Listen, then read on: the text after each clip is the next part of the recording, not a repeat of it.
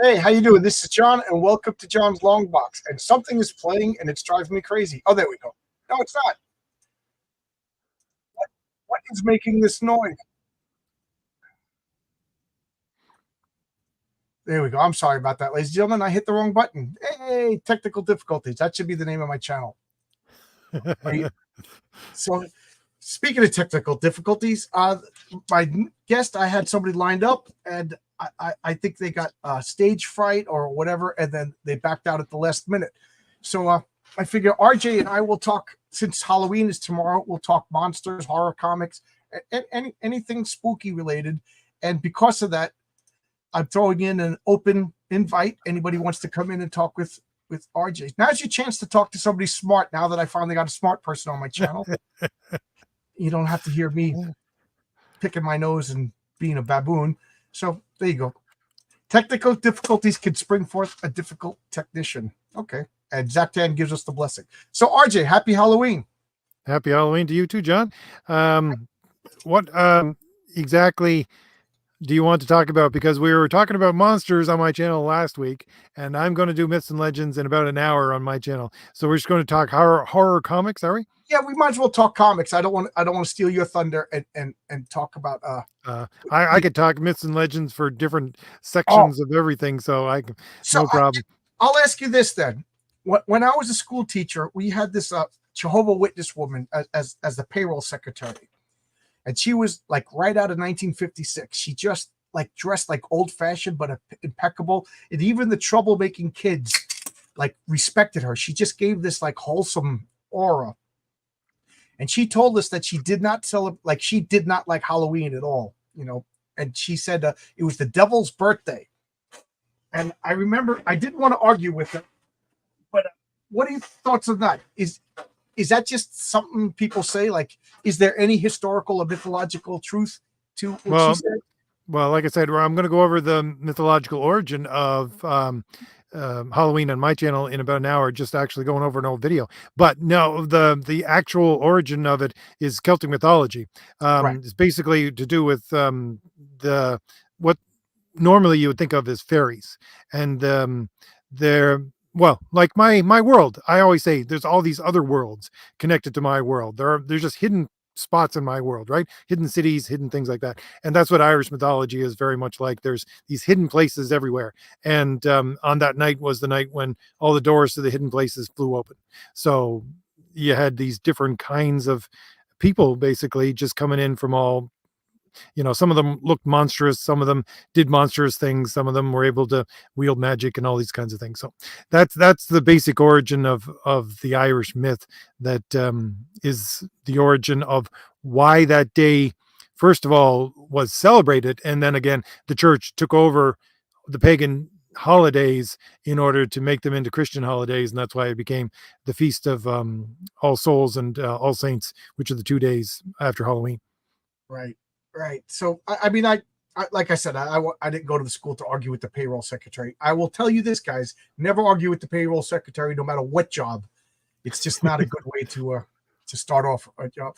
But, you know, I knew it was, you know, Samhain, is that like the original? Samhain, yeah. Yeah, I don't know how to pronounce. It's funny, I'm half Irish, and I really have like no emotional connection to Irish mythology. You know, I'm more emotional to Greek mythology, and I'm not even Greek, but whatever, you like what you like. But I always knew that it was like a harvest thing. It was like, you know, originally instead of like jack-o'-lanterns, they were like turnips, and I think when they came to America, they were pumpkins or whatever, and then, you know, scarecrows and all of this stuff. And it was not satanic or scary until the, you know, the church took it over, and then anything pagan, anything old-fashioned became Satan and demons. But like I said, I wasn't going to argue with this one. But I was wondering if there was like a basis in some sort of mythology of like an Antichrist was born on Halloween or whatever. I'm sure no, not that I'm aware of. I like that's the basic origin of Halloween, and that I know of. I haven't heard anything like what you're describing. Yeah, like I said, I wasn't going to argue with her. She was a nice young lady. Actually, she just look. She just had like a command presence. America makes everything better. Yeah, I think America, like, not only is America the land of opportunity, but like I think the size of America, like, we take these myths and make them bigger too. You know, like my Irish grandmother, she used to say, like, we don't make a big deal about St. Patrick's Day back in Ireland. She goes, in Ireland, we'll turn on and watch the New Yorkers celebrate St. Patrick's Day.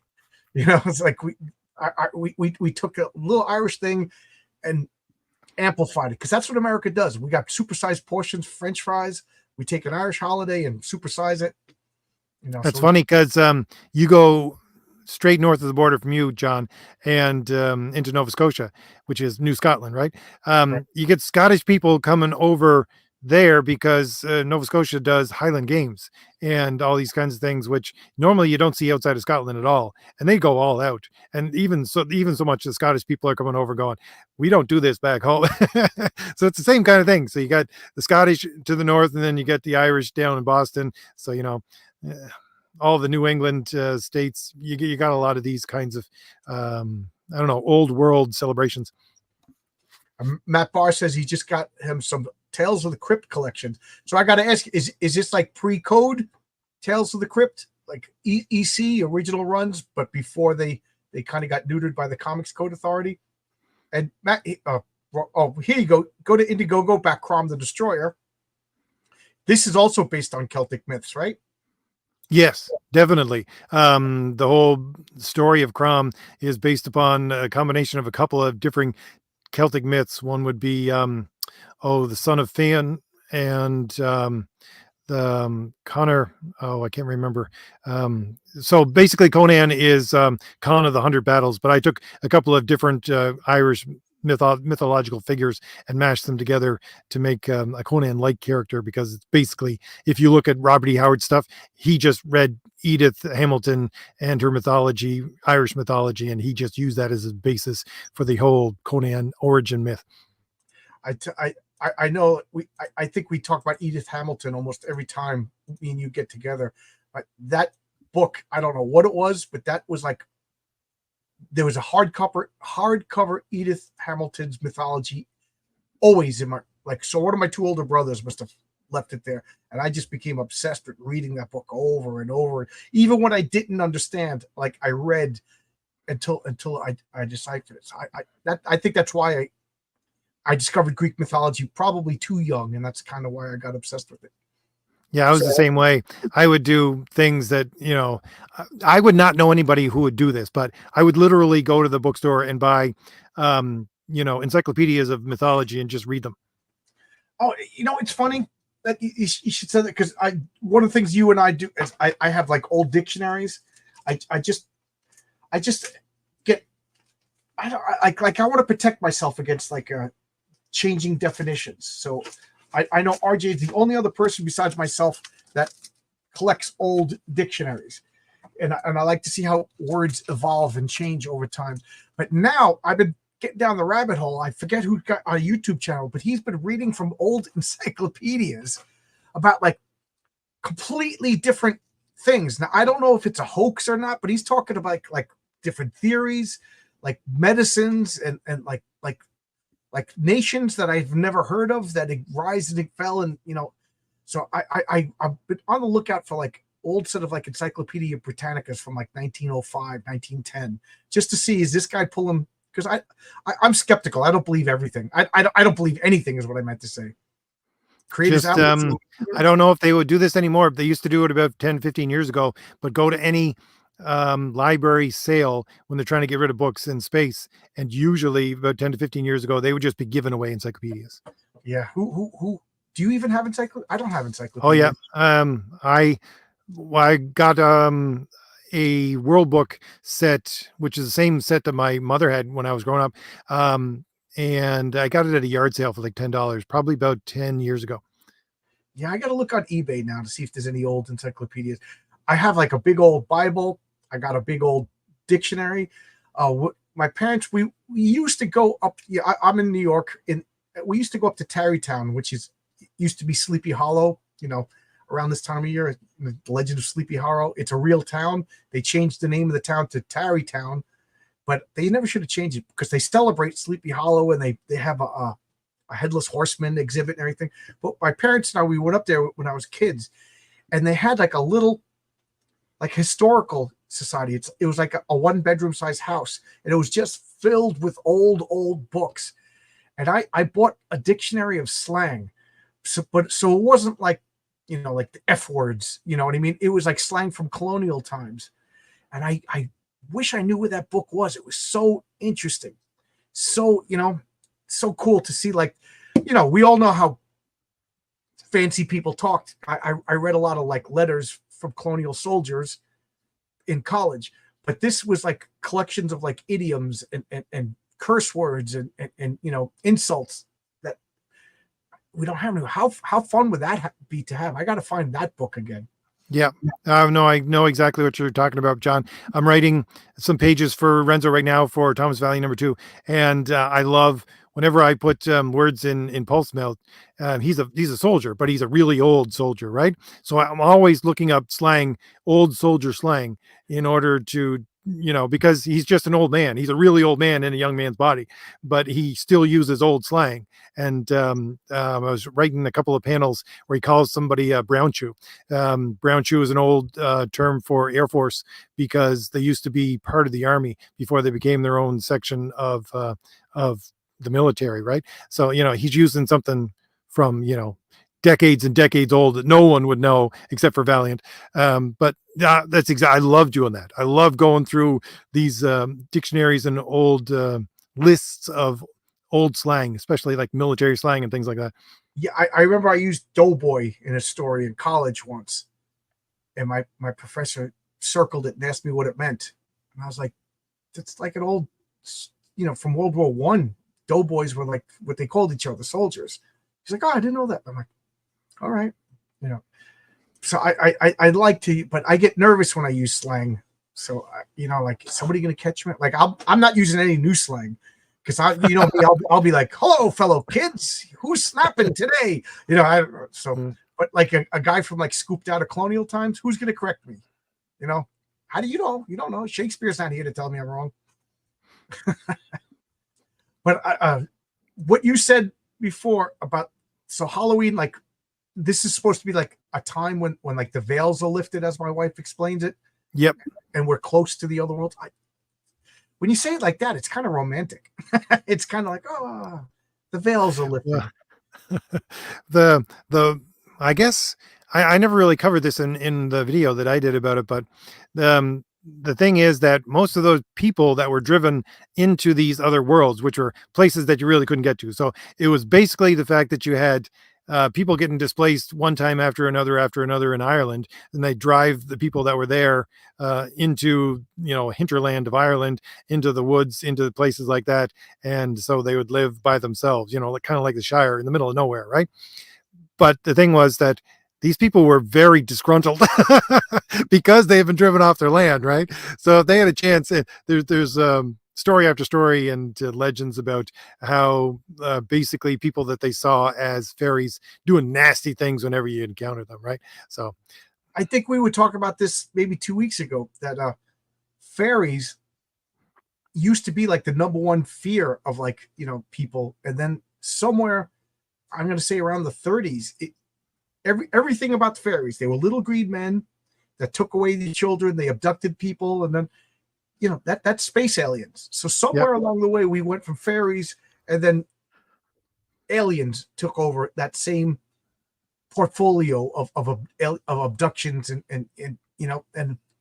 I find that fascinating. And one of the things I find fascinating about the whole thing, John, is I could be completely off base on this, but my theory in my own head is the fact that if you go to places, well, basically in the 30s and 40s, you get planed wood, right? So if you get wood that's planed and it's your walls, and if you look at the grains of the wood, and if you're staring at it because it's your walls for so long, you can start to see alien heads in it, because the knots look like alien eyes, and then the way that the wood goes around the knots kind of looks like a bulbous head.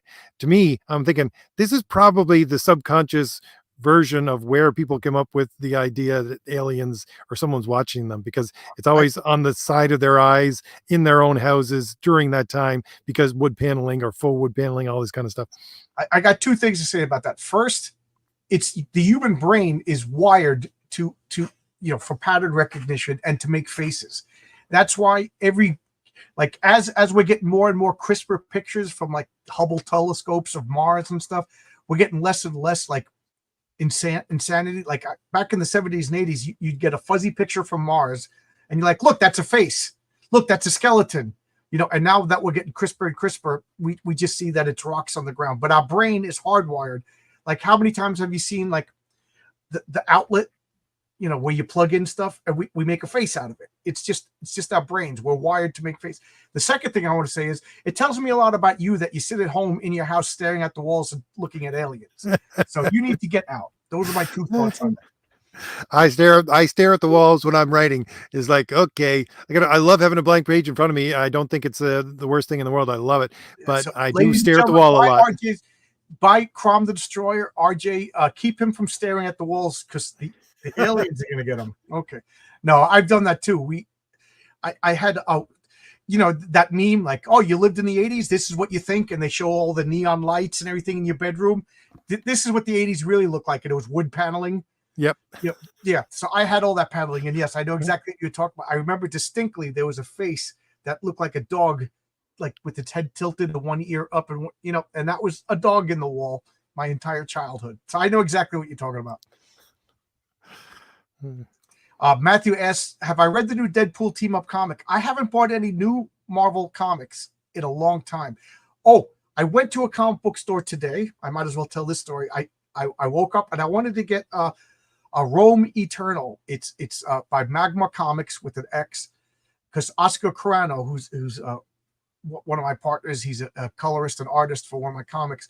He does the coloring for that comic, but they didn't have it in the store, and I was so mad. I ordered it from Discount Comic Service, but I won't get it for 2 more weeks. But I wanted to go to a store and support Oscar, so I have to go to a different store. Maybe they'll have it in a different store. How interesting would it be to insult someone with old slang? Yeah, that would be interesting, you old kettle balloon. Don't look it up, but that's a really bad insult from Edwardian times in Belgium. Best not speak ill of the good folk. Yep. Fairy is a kind of umbrella. Yeah, Tinkerbell is a pixie. Yeah, there's goblins. Even the word hobbit, if I remember correctly, like etymologically, it basically means goblin. So Tolkien didn't invent the word hobbit. He just popularized. Yeah, RJ, we're worried about you. The walls are closing in. The walls have faces. Yeah, that's the same thing that what's his name said. The son of Sam said the same thing. RJ, just putting it out there that the walls. I don't have a dog, so no dogs talking to me yet. Yeah, I'm jealous that the walls only show their faces. I'm happy that the walls are showing their faces to RJ. I'm happy. That's fine. Yeah, but how many times, like as a kid, I'd be laying in bed. I didn't have a TV in my room. I didn't have a cell phone or anything. This was the old days. And the tree limbs would just be blowing in the wind. And the tree limbs become fingers. They become skeletons. They become monsters. Next thing you know, I'm yelling to my dad and I'm getting a beating while being afraid in my bedroom. It sounds exactly like my childhood, John. I can remember one house that we moved into, and it was off of a highway, and the cars' lights would shine in my window as they came up the highway, and at the nighttime, and it would just make shadows go across my wood paneled walls. So I know exactly what you're talking about.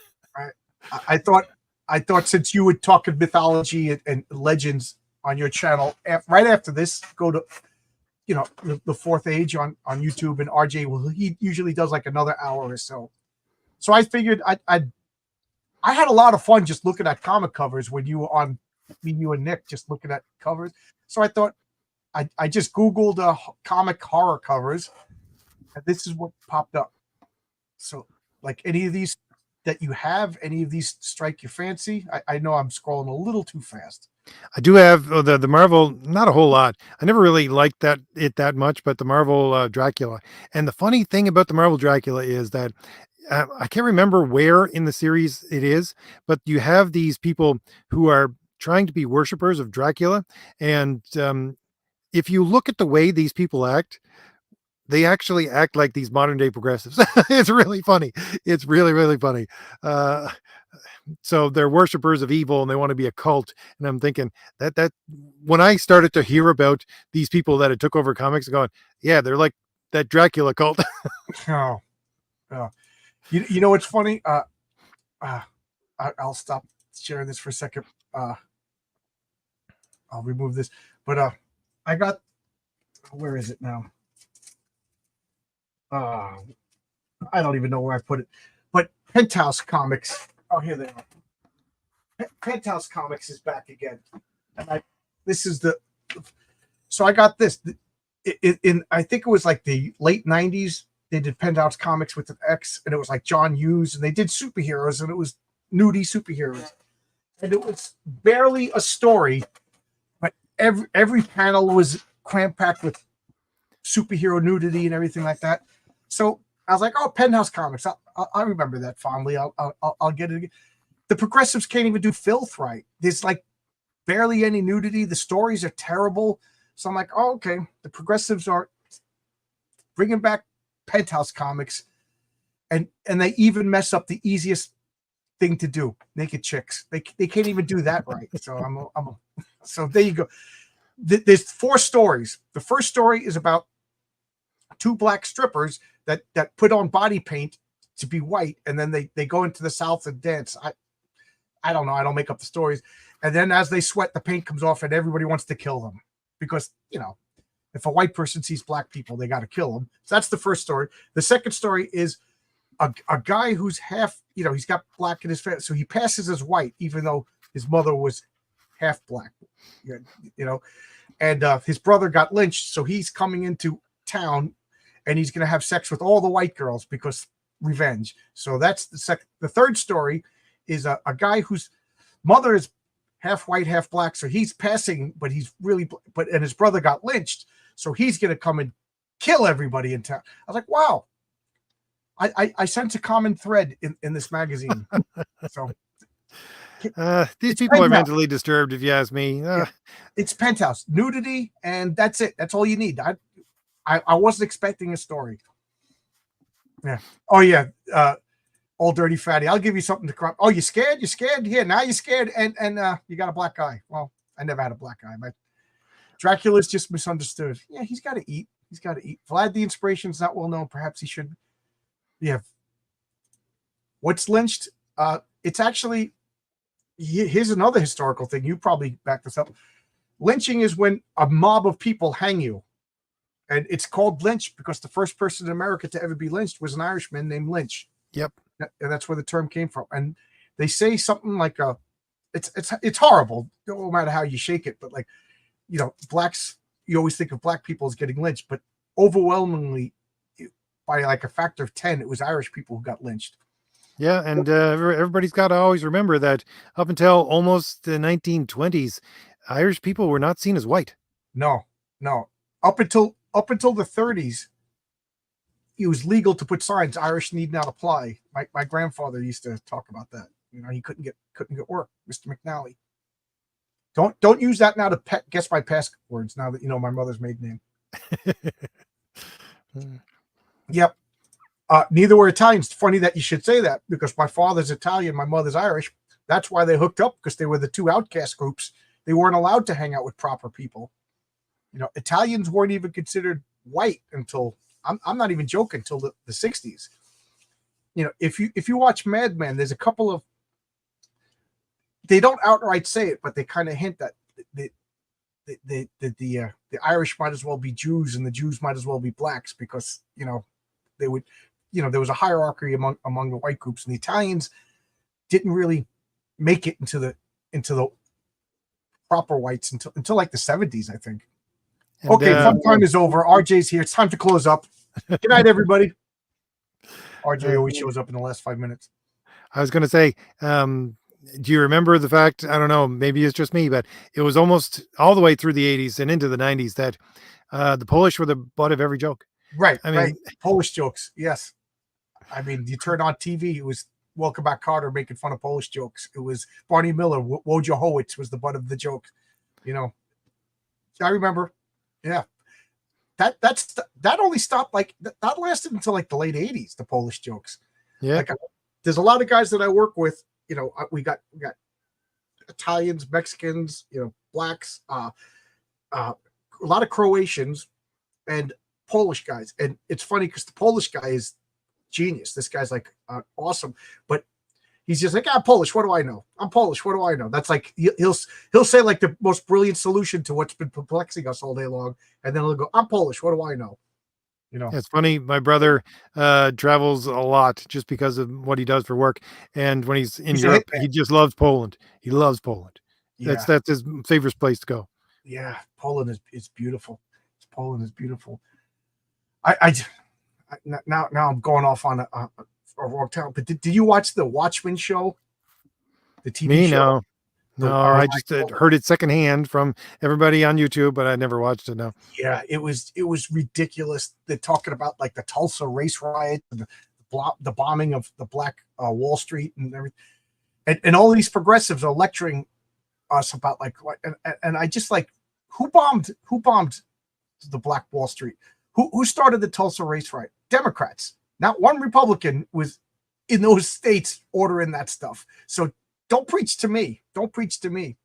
It's really funny. I went down a rabbit hole, I think yesterday on YouTube, and it happens to me every once in a while. I see these really interesting looking stories, and then I watch someone give a summary of a story, and it's like a new television show or something that came out a couple of years ago, right? And then usually they get to about 5 to 10 minutes into the description of the story, and all of a sudden the message just sticks its head in there, and I go, oh yeah, that's why I don't watch this stuff. Yeah. People that to the point I'm like I get nervous when people recommend new TV shows. Like the perfect example, the X-Men 97 cartoon came on. I should be watching that show. I mean, I do a YouTube channel about comic books, but I'm like, I'm not watching it. I'm not watching because they're going to pull me in 6 episodes, and the 7th episode is going to be the lecture. So did anybody watch the X-Men cartoon? Is there a lecture? Is it safe for me to watch? Am I going to go back and watch the Venture Brothers again? Or watch the Mighty Avengers again? Now, the Penguin TV show. Did we get to the lecture episode? Because they always get you like 3 or 4 episodes. Oh, this is great. This is great. And then the Homelander is going to come out and explain to you why people like me are the roots of all the problems. You know what I was thinking of doing, John? And you could probably steer me in a couple of directions on this one. You told me about, or you mentioned one time on one of your streams about what John Byrne is doing with his Elseworld X-Men, right? Oh, yes. And I went over and started reading those. And really? I felt like a kid, right? I just felt like a kid. Because isn't it great? Yeah. And I thought to myself, okay, you have John Byrne doing this for X-Men. You basically have Walter Simonson doing it for Thor with his Ragnarok series, right? And then you have I think we should do a collection of where Marvel has actually gone. Marvel ended, but Marvel didn't end because the creators are still creating, even though, go to Mike Barron's Private American. That's Punisher.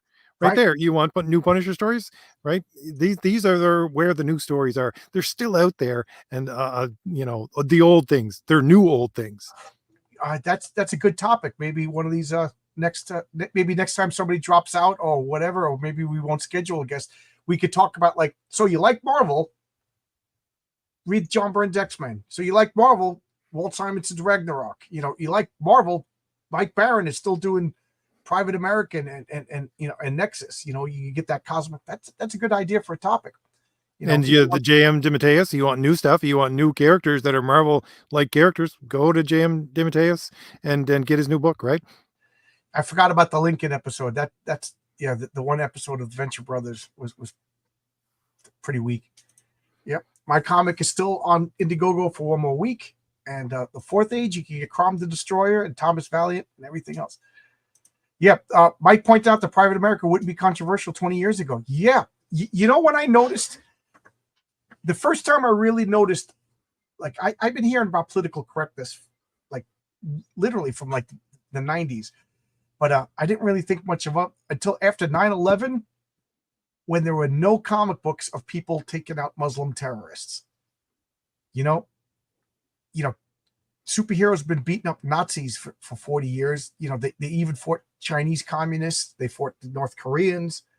But we just got bombed 3,000 American citizens got killed just for going to work, and no comic book would address the real threat of Muslim terrorism. You know what I mean? Like, And people would have eaten that up.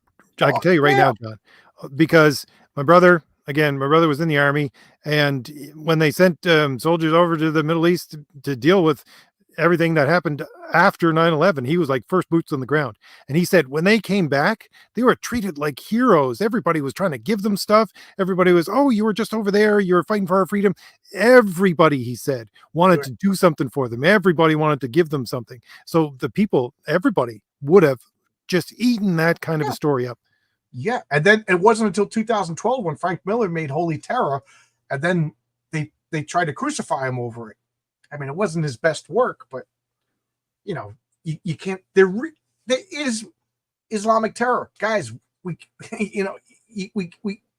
only a crazy person or a person with an agenda will say that there isn't.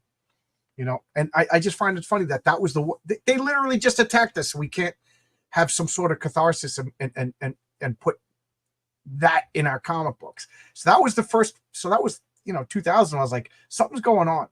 Something's going on. A private American rescues people from coyotes. Apparently that's racist. I don't know if you've seen this, RJ, but Rich Johnson from, what is it, Bleeding News, Bleeding Cool. I don't even know the name because I avoid him like the plague. But he started talking about Private American again, and he says Private American, Mike Barron writes a comic where the Private American is a power fantasy where they go and kill illegal immigrants. So they're like, he doesn't kill illegal immigrants. He actually saves illegal immigrants from coyotes and cartels. And then Rich Johnson says, or whatever his name might be, Rich Johnson. He goes, yeah, but are they illegal immigrants too? So my point still stands. So yeah, these people are ridiculous. Like I said, they got something mental deficiency. Right. Crom the Destroyer, everybody. I kind of think that these jokes make people in group endearing. Yeah, there's a brickie at work. Those are the guys that mason. They build walls and stuff. He's just built like the Hulk black guy, ex felon, or I guess felon, ex convict is the word. He goes, you don't want to know what I did, And this guy is the funniest guy you've ever met, and his crew are all guys who did some serious time. Like if you don't want to mess with these guys. Not that you would, but there's a Polish guy, there's a Mexican guy, there's the biggest Irishman I've ever seen in my life. He looks like Carcass from the Deviants from Jack Kirby's Eternals, if you know what I'm talking about. Just and everyone and these guys, they use the worst slang. You could only imagine what they call him, the black guy, N-word, and then he comes back with dumb Mick and the Mexican and blah blah blah. And these guys, I've seen them working together for 7 years, the same crew. They come to a job, I just start laughing. They are the funniest group of people, hardworking guys, and they said that it's bad when they stop insulting you. Like that's when you're mad. Like if I was to talk to one of the guys and not call him a dumb Mick, then that guy's like, okay, we got a problem. You know what I mean? It's just that's the way guys are. And I hate to say it, when women infiltrated these male jobs, and then all of a sudden caring and sophistication and dude, you would, it's like going to France and telling people change your culture because I'm offended. It's like, the construction workers, the bikers, the stereotypical testosterone jobs had a testosterone driven culture. Like you open up the gang box and there's old Playboy centerfolds. You get laid off for that now. And it's like, why did you come here if you don't like this? Like you don't really want to do the work either. Yeah, I know. I think I mentioned that in one of my videos. It was probably a couple of weeks ago, but yeah, there are still, like, I used to work in the docks a long time ago, right? And family working in garages, like doing body work and all these kind of stuff. There are still places out there like you're describing right now, like the docks, like the garage, and yeah, the guys don't care.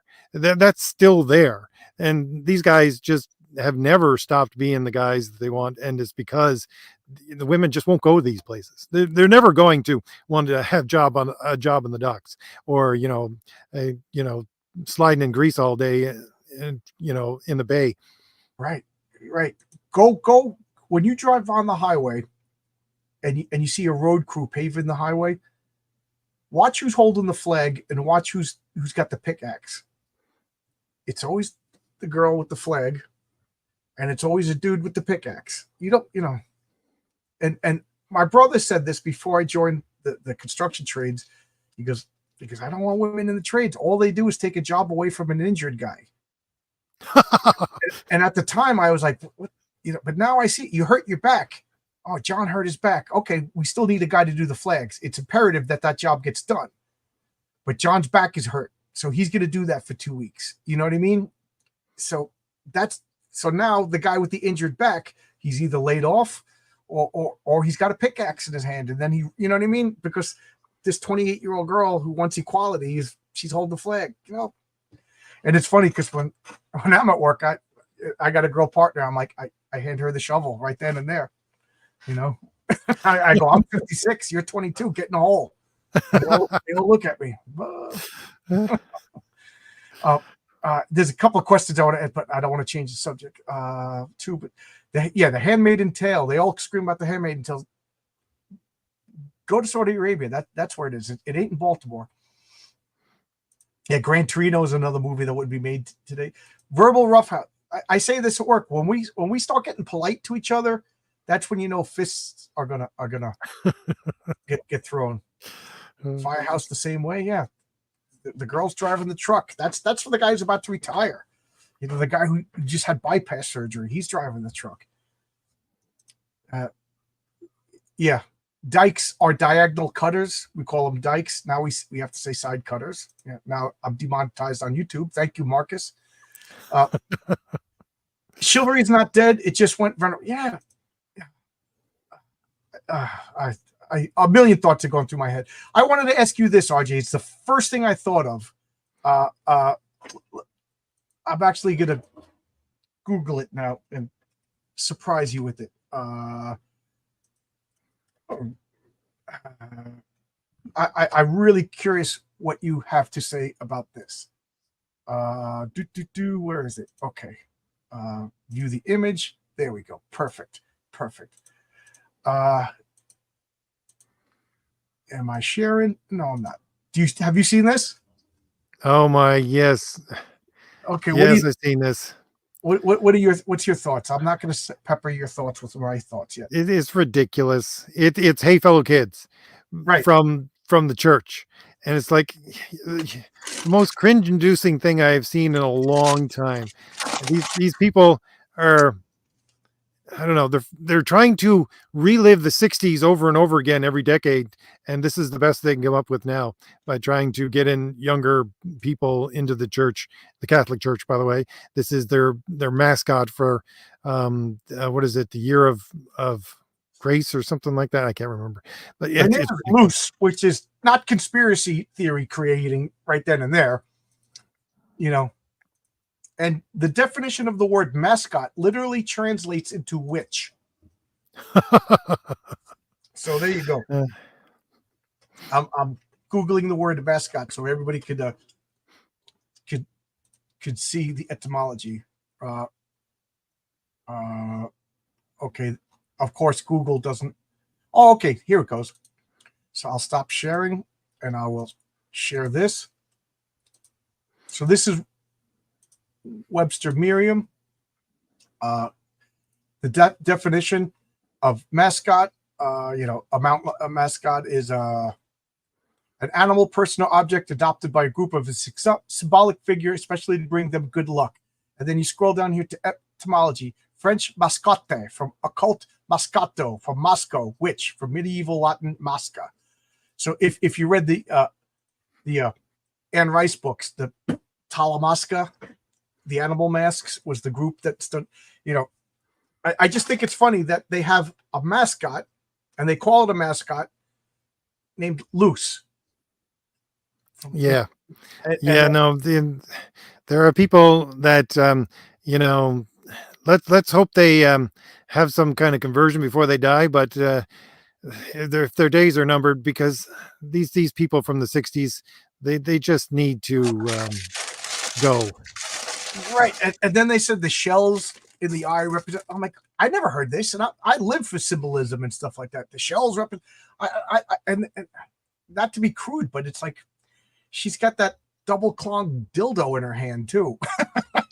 You know, it's just everything about this is wrong. Yep. I know you're a Catholic, but you know, my wife is having a renaissance of religion. She's becoming Christian. I grew up Roman Catholic. I was an altar boy and everything, but this new pope is really giving me the creeps. Yeah.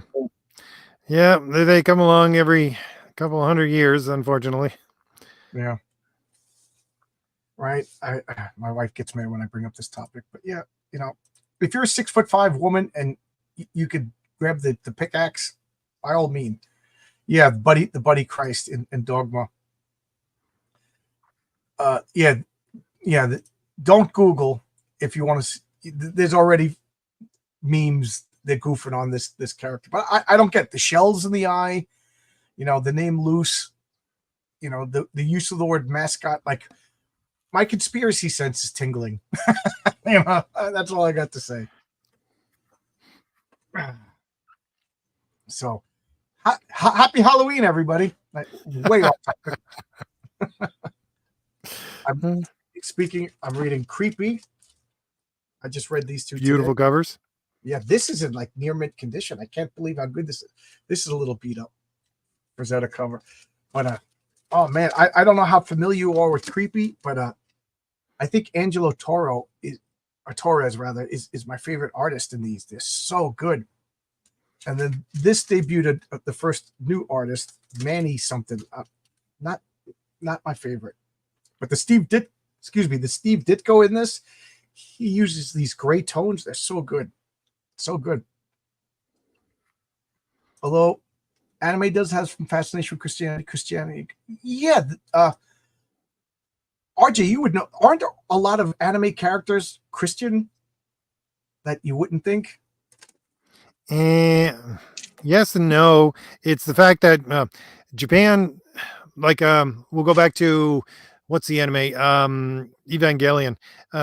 It looks like the entire thing is centered around Christian ideas and symbolism, but the guy literally came out and said, yeah, I have absolutely no idea how any of this worked. I just thought it was really cool looking symbols to throw in the entire thing. It's foreign and exotic to them. Exactly. Foreign and exotic.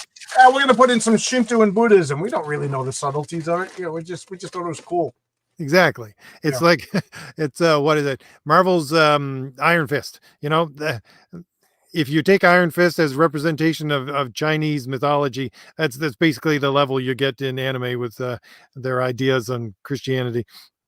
Well, I don't know about you, but this is where I learned everything about China in Deadly Hand. Yeah, it's it's funny. Hello, my friend Mike. He taught in Japan for a couple of years. You know, he went to an American guy to teach English to Japanese business people. So it was already like college age people for the most part who already spoke.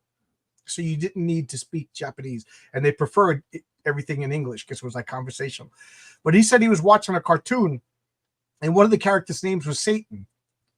So he's like, what is going on? And like he asked in class, he's only been in Japan for like a week, and they were like, yeah, Satan. He's just like some monster from America. Like they just knew it was like a bad guy. You know what I mean? It's like it doesn't have like the connotations. So yes, Manny Stallman was the name of the artist who it was the first artist that I was like, this doesn't live up to Warren standards. I know since I'm kind of like free forming over here. RJ, do you get the proofs for your comics? Do you get the physical proofs? Yes, but my physical proofs are usually unbound. I get a proof that's a photocopy, and then I get a proof that's printed but not bound, and then I just tell them to print. What do you mean unbound? Like the pages are loose? Yeah. Oh. Now, why would you do that? Out of curiosity. I don't know. This the way the printers they just don't want to start up the machine for the glue machine, basically, right? Yeah. Well, you know, I forget if these are $20 each to get a proof. So this is that's because yours are stapled. Mine are always glued because they're 80 pages, right? Yeah. But I got it. I was talking about this twice today but I am so grateful that I did this, because I got the digital proofs and I looked at everything on my computer, and it just proves that I can't look at the computer as, objectively as something in my hand, No, because you can't. the art didn't line up, and you could see that there's a black line, and it just made it look amateurish. And then I didn't notice this, and I can't believe how obvious it is when I have a physical copy in my hand. But this whole page, all the dialogue, all the captions, and everything are missing. Yep. That happened in Valiant Heroes with me as well. There's a couple of pages that the dialogue just was gone. And this, okay, over here, he says, "Okay, boss Moxie," and I spelt it wrong. But it just proves that you can't edit yourself, because I knew what it meant, so I glossed over it. Like, am I really reading this? Because I know what it says. So I just, I was like looking at the word balloons, and I didn't read it because I wrote it and I wrote it and I read it a million times. So thank God other people edited, they read it and they're like, how come this guy's name is spelt wrong twice? Well, he's spelled different. I'm like, well, that's because he's got a secret identity and he's got a real, no. So I can't stress, get a physical proof, everybody, if you're thinking of making a comic book. Yeah, definitely. I really was opening myself up to not criticism, but ridicule. So there you go. So, and it took 2 days to fix. So I'm still on schedule. You know what I mean? That it only changed my printing by 2 days. So there you go. Took 2 days to fix. What do you say? Usually I have found that the Christian characters are Catholic and usually quite abusive. In Japan, I can't argue that either way. I don't really know. My anime is limited to like Avatar: The Last Airbender, which isn't really anime, and Akira and Ghost in the Shell and stuff. Japan seems to be not fond of Christianity. They'll say some of the morals they teach are Christian based. I call it irony. Well, having maybe RJ, you know more than me, but like good things are universal. Don't steal. Is that Christian based, or is that just a good thing to teach for society? Don't murder. Don't steal. Don't hit on your buddy's wife. This you need that stuff to make a good society, whether you're Christian or, I'm sure the Muslims, they're not Christian, but they're telling you not to steal and all that good stuff. That's what you need for a cohesive society. Although I know in Japan, they like the idea of Christmas, but they don't really celebrate Christmas. No, they celebrate it in a completely different way. They go to KFC and get chicken or something like that. Yeah, my buddy was telling me that, and then of course I looked it up, but KFC just invented that idea. Like, how can we sell chickens? Christmas. So they got a fat white guy in a commercial, like in 1972, and it started a tradition. And my buddy was like, John, too bad you shaved your beard. He goes, you could go to Japan and make a fortune, because every year they need fat white Americans to just hand out chickens at KFCs. So there you go. A lot of anime monsters translated to demons. Yes, I knew that. I've seen a few animes where they use like devil names and demon names. South Korea has a lot of like missions. Like I know a bunch of people that went to South Korea as missionaries. So but I don't know a lot who went to Japan as missionaries, and I don't know any who went to China. I know China had a big purge in the 50s. That's part of the origin of my character Mary Sue. That her family fled Mao Zedong's China because of the purges. That's how she ended up in America. I was trying to find something, but of course it's not showing up.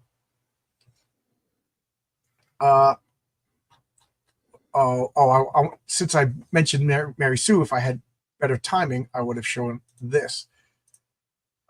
Spoilers. I like to spoil things, and I cannot lie. But speaking of monsters, so this is the Josh Howard variant cover for Mary Sue for issue 2 of Heroic Tales. I knew when I created this character, I had to have Josh Howard draw it. So there you go. We're making comic book characters beautiful again. What's the symbol on a uniform? That's a symbol I designed. Mary Sue is Roman Catholic. Her grandparents fled Mao Zedong China in the 50s for the purges. I read about like Roman Catholics were either forced to convert, killed in camps, or fled. Well, her grandparents fled, and they came to Queens, New York, and she's perfect. But she's perfect in the eyes of her grandmother. She's a good girl. She's a doctor. She got a doctorate at like 22. She's brilliant, and she's a physicist. She goes to college. She's a good girl. She doesn't drink. She doesn't smoke. She doesn't fool around. She goes to church. She got teased. Well, she found a group of other Roman Catholic scientists, and I made this up. It's called the Society of St. Thomas. And St. Thomas had to see the holes in Jesus's hands for proof. So in my comic book world, there's a group of Catholic scientists that kind of use St. Thomas as their patron saint. So they designed this symbol of the wounds of stigmata in the hands, and then you can't really see it in that picture, but there's also eyeballs, and I'm pretty proud of that symbol. So she got their T-shirt and became their group. So when she went to work for the villain, that's part of her powers, is she's working for a bad guy who's trying to give himself superpowers. She doesn't know it. The accident occurs. She was wearing her shirt, and that becomes part of her superhero costume. Okay. Fabrizio says he was in South Korea during Christmas. Felt more like Christmas than here. It's kind of nice and it's kind of sad at the same time. So brave and petty, look at that tongue. Can anybody guess what D&D monster inspired that creature? I think I already said it. Yes. So the first issue of Heroic Tales, I do not have the origin of the patriarch, but I am telling the origin of Mary Sue, because I think sometimes it works. I'm going to start at the beginning, because I don't know. I can't explain it other than my instincts tell her origin, because that leads into a bigger story, where the patriarch, I felt like, you don't care about his origin just yet. Make you care about the character, then learn the origin. RJ, could you guess what D&D monster that inspired that creature? You told us last week, and I cannot remember, John. I told you last week. Slads. Ah, yes. Yeah, so they're toad-like aliens, and then Renzo drew it. It was the first time I said, no. And then I sent them a picture of a slad. He goes, okay, make it scary. I was like, who wants to be attacked by a silly-looking toad monster? They look like Kermit the Frog was coming after him. So RJ, do you get since it's Halloween, do you get trick-or-treaters at your house? Never.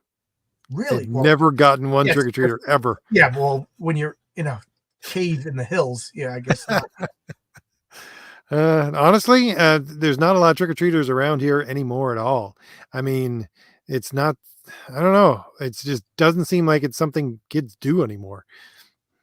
Yeah, there was like a big scare against it, like when I was in college, and then I think COVID probably killed it off. By the way, this is an open invite. I see Fabrizio, Marcus, anybody wants to come in.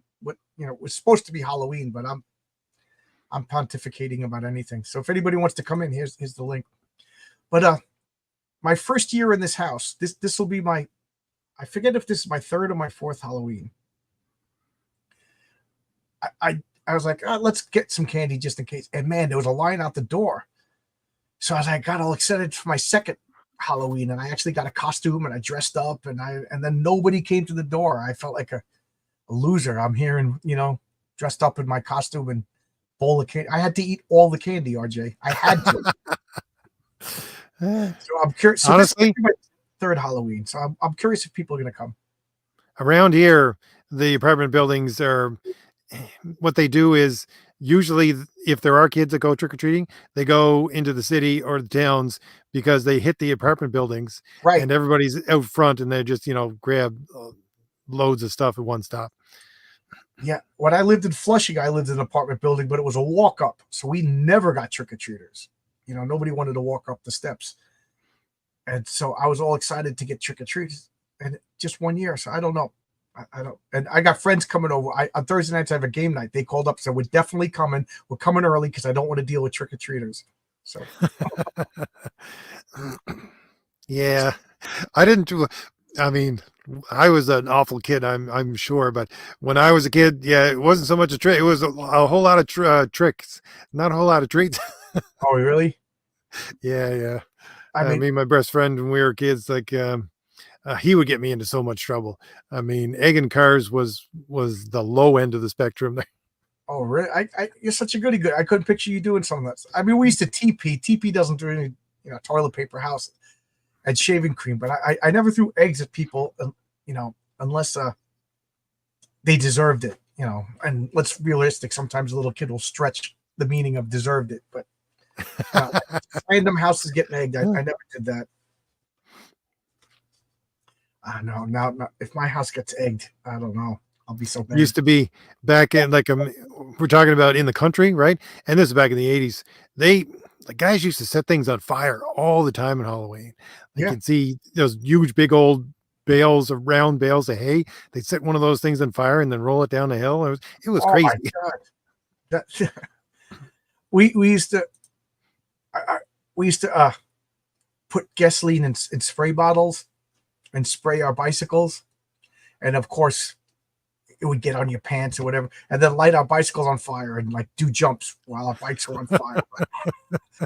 Just the stupid stuff that we do as kids. We'd take bottle rockets and get little pipes and have bottle rocket wars and aim them at each other. You get hit in the chest. How stupid. I'm amazed that we're not wounded. Yeah. I pretty much almost died at least a half dozen times when I was kid. Do you remember those cap guns? Oh yeah. The barrel popped out and you had a circular red circle of caps, and you put it in and you closed it and you had like 20 shots. Even though it looked like a 6-shooter, you could, and it was fully black and it looked like a snub-nosed revolver. We used to just like run up to people and pull it out and people would scream and we'd laugh and run.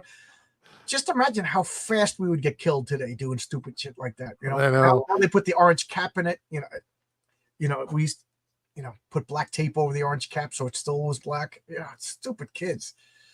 Ride down your bicycles, take it out your snub-nosed revolver, shooting people. We used to have mini bikes. Do you remember mini bikes? Oh yeah, we had two when I was me and my brothers and out in the country. Yeah, we drove those things everywhere. Yeah. Well, the country's where they're supposed to be. We were in the suburbs. We would drive in the street and the cops would chase us, and then we were like, all right, now it's on. And then we knew all the neighborhoods, like where you could go into their driveway and then go through their backyard, but the cops couldn't. You know what I mean? Yep. So like we would like, here comes a cop, go down, how stupid. And we probably had a snub-nosed cap gun in my pocket too. At the same time we were doing this. Yeah, it's far too expensive to egg a house now. Yeah, I know. Your mom's like, yeah, I'm spending $24 so you can throw an egg at RJ's house. Yeah. I don't even know how much is a dozen eggs these days. You shouldn't do evil because it's convenient. You should do evil because it's the wrong thing to do. Yeah, you got to get your priorities straight, everybody. I just blamed my best friend when I was a kid. Yeah, he was just leading me down the wrong path. Oh, you were one of those. It wasn't me, Mom. It was RJ. Yeah, exactly. What's funny is there was a kid named RJ, Ronald Jr., who lived next door to me, and his parents were all drug addicts and everything. So RJ was just this wild kid. And anything that happened in the neighborhood, everybody just immediately thought it was him. And 90% of the times it was, unless I did it. And then I never blamed RJ, but I never not blamed RJ when he got blamed. I honestly know the feeling, John. And one day he literally hit me over the head with a baseball bat. And I was like, I deserve that. When I came to, I realized that I deserved it. I always wonder how he's doing. And he had a little brother named Derek, who was the ugliest little dirty. He was blonde hair, blue eyes, and dirty. I don't even think he spoke a language. He was just little monstrous kid. He never had a shirt on. you know, like a little voodoo. I don't know what happened to. For all I know, the protective services came and got them because I'm not joking. That house, I told her my mother was Roman Catholic. My mother actually went and performed an exorcism in that house, like. We joke, citizen's exorcist, like we were making like a Monty Python scheme. Mom, you can't just walk into people's house and perform an exorcism. She goes, oh yeah, nobody stopped me. And you know what? I think Child Protective Services came and cops came. You know, that was a bad house. They would do drugs and play drums in the middle of the night. And my father literally woke up at 2:00 in the morning in his underwear, ran across because it was just separating us was the driveway. Ran across the driveway, kicked open their door, and grabbed one of them and punched them, and then took the drum set and smashed it to pieces. Stick the drum sets through the skins, and said, "Call the cops! I dare you!" And then went back to bed. There you go. That now you know why I'm like this. I didn't have time to stare at walls, RJ. I wish I did.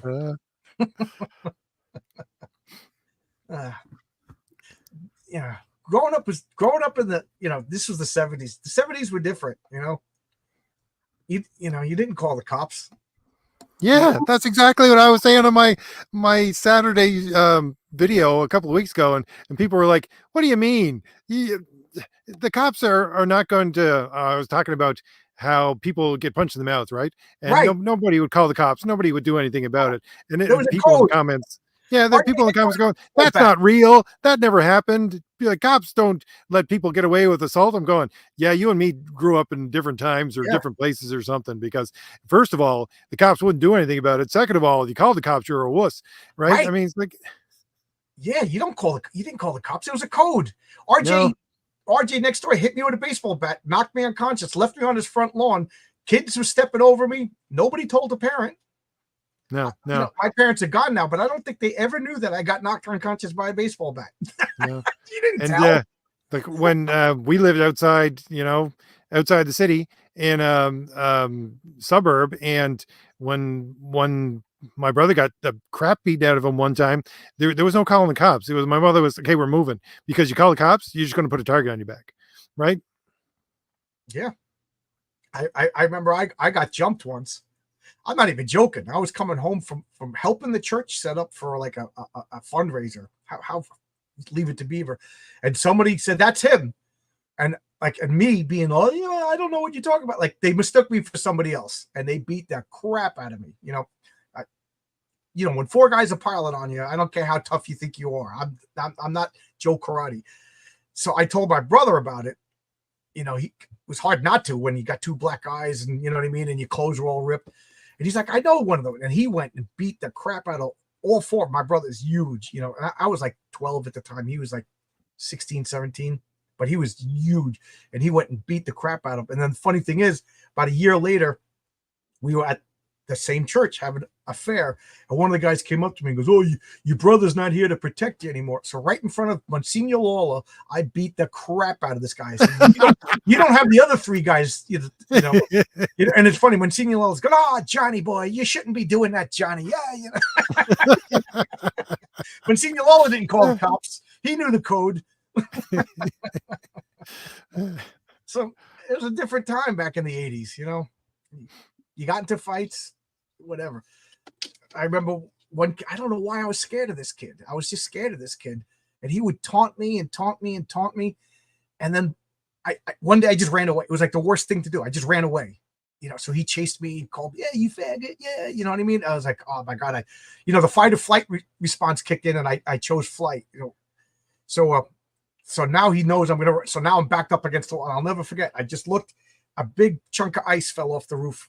So there was a big chunk of ice. It was the middle of December. And I just picked it up and I closed my eyes. And when I opened my eyes, there was blood everywhere. And I'll never forget, people were screaming. The lunch lady was screaming. Everybody was screaming. I got taken to the Mr. Mangiapane, the principal, and I got blood on me. There's no denying it, And I just remember the lady who rings the bell to tell every kid, she goes, "This kid's been getting picked on by him all year long. He finally defended him. It was the only reason I didn't get in trouble, But Mr. Mangiapane didn't call the cops. I mean, this kid got stitches. It was bad, you know. I don't know what happened, but I got lectured to by Mr. Mangiapane and then sent on my way. And you know, and then when it finally got to my father said, "Did he deserve it?" I go, "Yeah." He goes, "Good," and that was the end of it. Yep. Yeah, we're over litigious these days. The other story I remember was there was a good looking girl, Lydia, who lived down the block, and she was always practicing to be a cheerleader. So she would be like in the street playing her music, doing her cheerleader routine. You couldn't help notice, you know. We're 14 years old. Our hormones are kicking in for the first time. So one kid was like, "Can you introduce me to her?" I was like, "Yeah, sure. Let me ride your bicycle." And I'll let you know. So I'm riding his bicycle while he's talking to her. And he's like, "Thanks a lot, man." I'm like, "Yeah, no problem." I give him his bicycle. The next day, it looked like somebody hacksawed his bicycle off, like the handle. And he goes, "You did this." I go, "How the hell did I do this when you rode your bicycle home?" Because I don't know, but you did this. And he just, I looked over and I was about to say this is, and he hit me and my face went into the sharp edges. So I had like a circular cut right here. And I panicked. I was just like, you know, blood everywhere. You know what I mean? And I ran away, you know, the 2 times I ran away. And I'll never forget. He was like, "You owe me." It was like that Better Off Dead, $2. But he was like, "You owe me for handlebars." And I'm trying to think, why would he hacksaw? Because that's what it was. It was hacksawed off and then want me to buy him new handle. Like I couldn't understand what his angle was. And my father's like, "You got to fight. You got to fight. You got to fight." You know what I mean? So like every day I'd like literally run. I was scared of him. I would run home and he would be waiting for me. And I had to get inside the house. So one day he's just leaning up against the glass, you know, and you open up the front door, there's glass, you know, this is pre-plastic. So it was actually a glass door. Yeah. And he's sticking his tongue out and he's like, "You was. And I just saw red and I'll never forget. I just punched him through the glass and he's screaming, blood everywhere. You know, I'll never forget. There was a blood trail to his bicycle, blood down the street.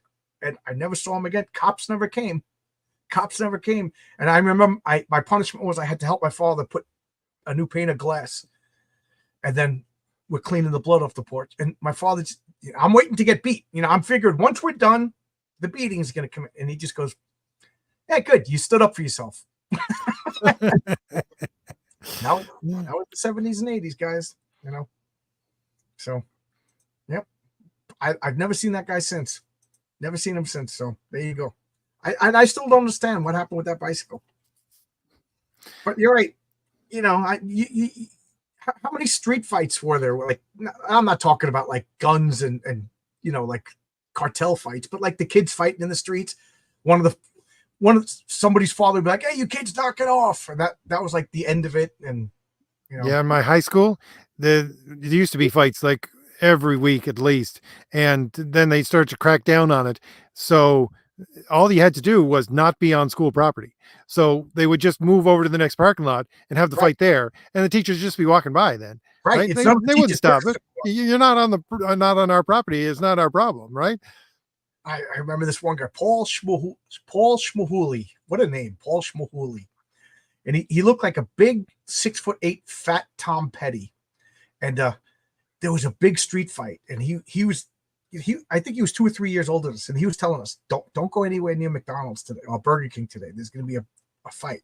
The kids from Freeport coming and the kids from Baldwin coming. It's going to be Yeah, bad. I know exactly what you're talking about, John. Because same thing here. McDonald's is a dangerous spot. You know, and he was like, "Just don't go." You know, and like coming from him, a guy who just like, you know, he was like Crom the Destroyer. You know, he's hear the lamentations of your enemies. But he was like, "You guys are just nerds reading your comic books. Don't go anywhere near it." So we actually were like, "Yeah, we're not going to go near it."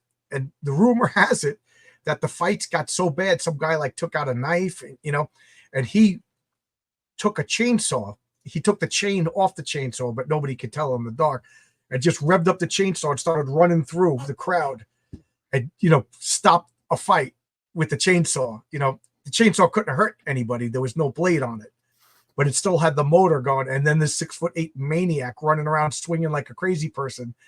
He goes, "John, I had to do something. People were going to get killed." Like, it's one thing to get into these West Side Story fights, you know what I mean?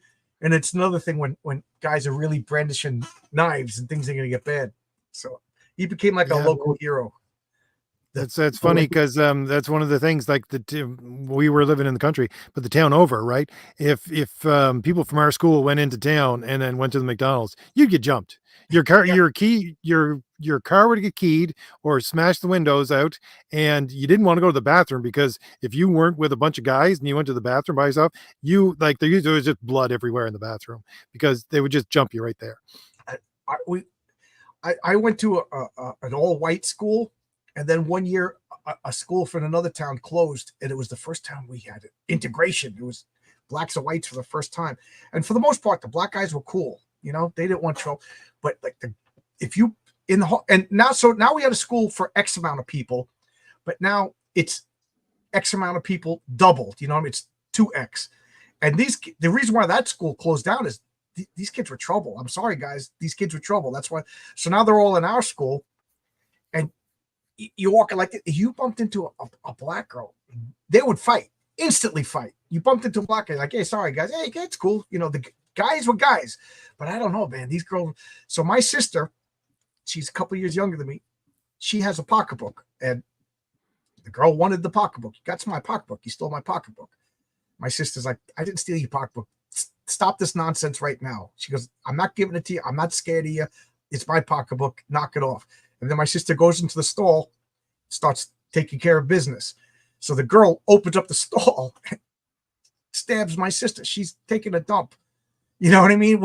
And she gets, my sister jumps up, pants down, mid poop, beats the crap out of this girl, you know, with a knife stuck in her, goes to, she's like, look, the knife, you know, she wanted my, and it just be like, you don't mess with this. And it just became like, oh, you don't mess with the girls in that family. The guys in that family, you definitely don't. So it was just like, I got to put that story in a comic book someday. And it's funny, when we tell that story, she always leaves out the fact that her pants were down. You know what I mean? I always, and his kids are like, yeah, mom's ass was out. She's beating the her kids didn't start any trouble either. I cannot believe that my sister, the biggest fight and troublemaker, and her 5 kids all got scholarships. You know, just the best kid. I'm like, what? She's like, I don't know. It skips a generation. Yeah, it's like, you know, I don't know. There was fights, there was trouble. You know, there was some bad stuff. You know, rumors. There was one guy. We called him the Chief, and I was a kid. I must have been in 5th grade, and he would coach the boys' basketball teams. You know, he wasn't a teacher, but he was just a guy, and he was always taking the boys out to friendlies and White Castle, and they would have sleepover parties. And you know, I always say I'm not much of a joiner. Like, I get this sense, like a spidey sense, and I'm like, and I just got that about him. So one day, and I sprout up fast. So I was a big kid. So he's like, why don't you want to join the basketball team? And I don't know why I said it. I didn't even know what the words meant. This is 5th grade. And I said, because you're a child molester. You know, and I said it in front of everybody. And I didn't know what I was saying. You know what I mean? It was just, I just knew it was like a bad thing that people do to kids, but I didn't know the detail. And I never talked to him. Guess where he is today? He's in child molestation. You know what I mean? So yeah, there was some bad stuff growing up, you know, and he taught for the church. So go figure. But I don't know why I said it. I don't know why my spider sense kicked in. But trust kids, you know. That's all I got to say. So happy Halloween. Oh, good heavens. We've been talking for quite a while here, John. Yeah, I know. I can pontificate. Anything you want to say before you go? No, I have to run because my stream should have started a while ago. Right. I didn't even realize we were having such fun. Yeah. Yeah. Well, the guy backed out, and I could talk. I could never shut up. But get going. And what are you going to talk about? Mythology? I'm going to listen then. Mythology, myths, legends, and Halloween. So cool. I'm going to go put that on right now. I'll be in your chat. See you guys later. See you later. Happy Halloween, everybody. RJ's going. Friday, at 8:00 ish, I have it's clobbering time. We're going to talk about werewolves versus vampires, you know, for Halloween, and everybody's invited. We'll talk about that. So I'll see you. I might do something later on tonight. I might do my board game again, try to save Atlantis. I failed the last 2 times, maybe third time's the charm. 2 things could probably learn. One is how to fight. 2, what fight is like. Yeah, everybody should be in a fight. This is my rule. If you're going to write superhero comic books, which are based on conflict, you have to have been in a fight in your life. It's the rules. You can't write Daredevil beating people up unless you've been. I'm not saying you have to win. Winning is bonus, but you have to have been in a fight. But there you go. Happy Halloween, everybody. Stay safe, and I'll probably see you later on tonight. All right. Bye-bye.